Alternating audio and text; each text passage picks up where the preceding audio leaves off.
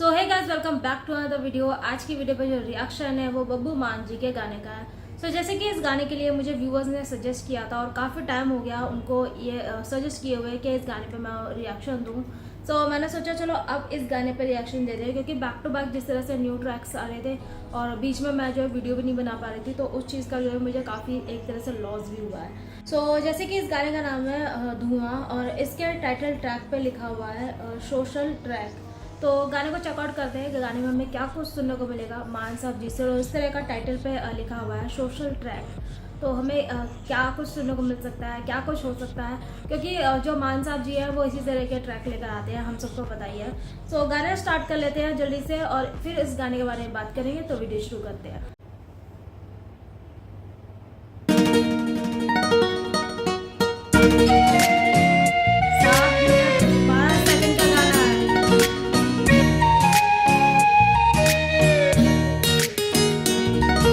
मन्निया तूं दा साडे कोल कोई हल नहीं, कल्ले किसान नू दोष देना कोई चंगी गल नहीं।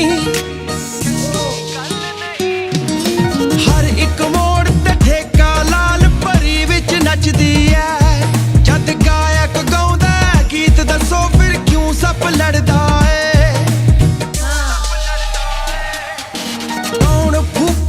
सुनिया हवा पवित्र हुंदी है। जद जट वट नू अग लाउंदा तां कहंदे धुआं चढ़दा है। रौण फूकिया सुनिया हवा पवित्र हुंदी है। जद जट वट नू अग लाउंदा तां कहंदे धुआं चढ़दा है।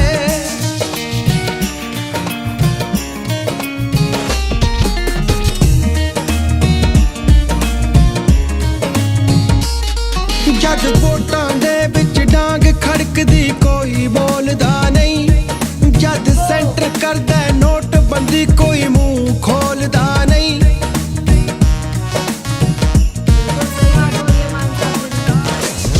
जद वोटां दे विच डांग खड़कदी कोई बोलदा नहीं। जद सेंटर करदा नोटबंदी कोई मुंह खोलदा नहीं। कॉन्वेंटां विच दसो पंजाबी सुनिया हवा पवित्र हुंदी है। जद जट वट नू अग लाउंदा तां कहंदे धुआं चढ़दा है। रौण फूकिया सुनिया हवा पवित्र हुंदी है। जद जट वट नू अग लाउंदा तां कहंदे धुआं चढ़दा है।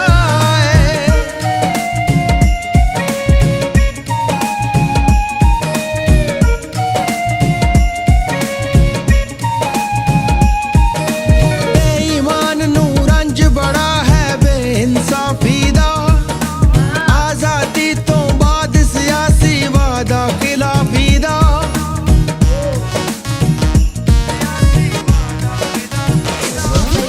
बेईमान नू रंज बड़ा है बेइंसाफी दा, आजादी तो बाद सियासी वादा खिलाफी दा।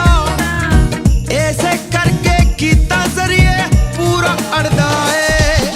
रौण फूकिया सुनिया हवा पवित्र हुंदी है। जद जट वट नू अग लाउंदा तां कहंदे धुआं चढ़दा है। रौण फूकिया सुनिया हवा पवित्र हुंदी है। जद जट वट नू अग लाउंदा तां कहंदे धुआं चढ़दा है।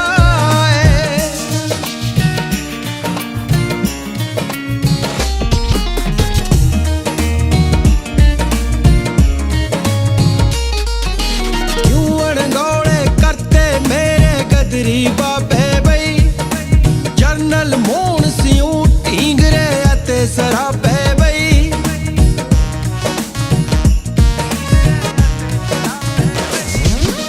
जुआन गौले करते मेरे गदरी बाबे बई जरनल मोहन सिंह ढींगरे अते सराबे बई। सोचिया पाहज होगी देख के जिगरा सड़दा है। रौण फूकिया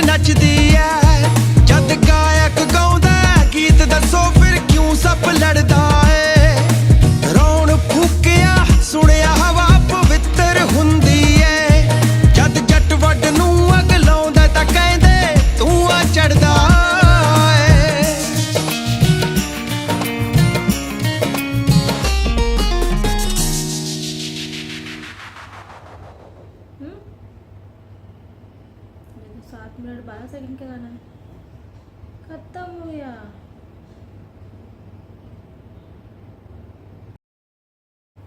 जैसे कि यहाँ पर मान साहब जी ने ये बात क्लियर करी है कि सारा धुआं जो है वो पंजाब से दिल्ली नहीं आता।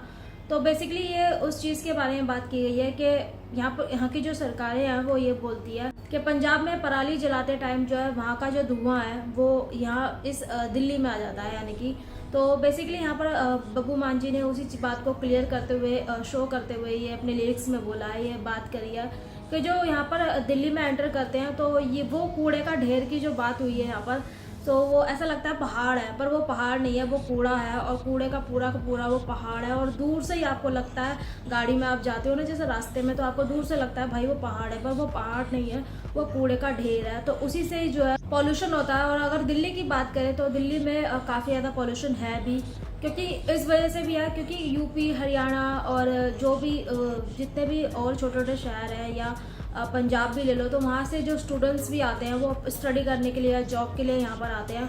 तो एक तरह से कहते हैं ना, जितने ज़्यादा लोग होते हैं उतने ज़्यादा जो है वो पॉल्यूशन भी होता है, एयर पॉल्यूशन भी होता है, कूड़ा वगैरह भी होता है। अगर आप कूड़ों को जलाओगे तो उसकी वजह से एयर पोल्यूशन भी होता है, नॉइस पोल्यूशन भी होता है। तो इस तरह का पोल्यूशन जो है ज़्यादा यहाँ पर दिल्ली में ज़्यादा होने लग गया है। तो वो चीज़ जो है उस चीज़ का क्लेम जो है वो पंजाब पर डाल रहे हैं। तभी स्टार्टिंग में किसानों के ऊपर यहाँ पर बात बोली थी मान साहब जी ने कि सारा जो ब्लेम है, सारी जो गलती है वो किसानों की नहीं होती। साथ ही साथ यहाँ पर मान साहब जी ने स्मोकिंग की बात भी करी कि स्मोकिंग करते हैं तो उससे भी जो है धुआं जो है वो अपवित्र होता है। तो वो चीज़ भी एक फैक्ट है कि हाँ, स्मोक वगैरह करते हैं तो उस चीज़ से भी जो है हमारा जो एनवायरनमेंट है वो पॉल्यूशन होता है उसके अंदर। तो यहाँ पर मान साहब जी ने ये बात ही बोली कि जट वर्दे नू अंगला, के जो खेत है जब वो खेत कटते हैं तो उस चीज़ का जो वो कटते हैं और जो उसमें से कूड़ा निकलता है उसको जलाया जाता है, तो उसका धुआं जो है दिल्ली में जाता है। तो बेसिकली यहाँ पर वही बात बोली गई है।